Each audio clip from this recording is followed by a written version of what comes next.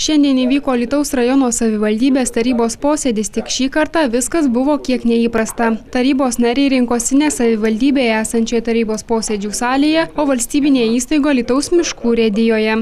Iš tiesų tai yra nuspręsta daug anksčiau su ponu Urėdu, kada mes sodinom kartu per talką jaunus medžius, medelyną sodinom, tada taip tokia mintis kilo iš tiesų bendrai, kad vis tik būtų prasminga tiesiog pamatyti, kaip jie gyvena, kaip jiems sekasi. Pagaliau mus labai daug kas sieja. Visa urėdija, kaip žinot, randasi grynai rajono teritorijoje.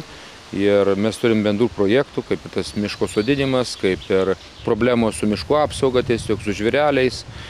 Ir tiesiog bendravimas tai yra tam tikras pasidalimas minčių ir daugiau žinojimo nuo to bendravimo. Ir pagaliau mes dar nei karto nebuvom išvažiuojamam posėdį šitoj kadencijoje.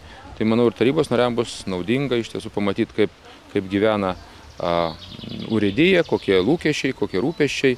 Ir ta tikrai pradžia mūsų nuteikia, kad mes tikrai optimistiškai, kad mes teisingai padarėm išvažiuodami šiandien čia į gražią gamtą, į urėdiją, į medelyną, žodžiu, pamatydami, kaip jie gyvena.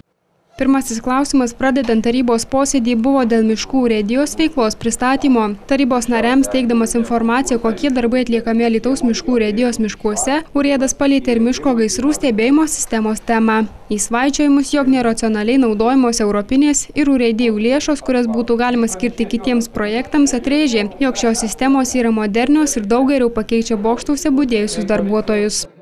Ir anksčiau miškininkai vykdė priešgaisrinę apsaugą.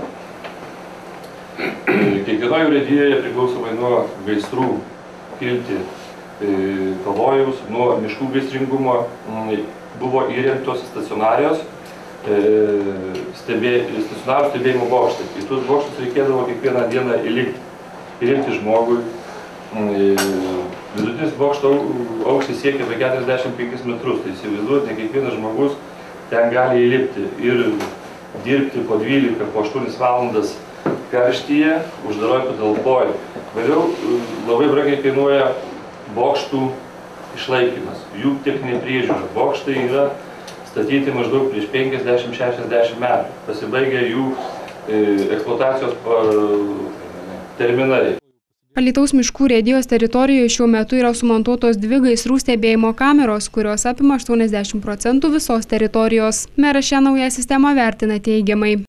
Man teko dalyvauti, kada buvo instaliuojama pati aparatūra, kada buvo demonstruojama, kaip jinai veikia, tai man padarė įspūdį.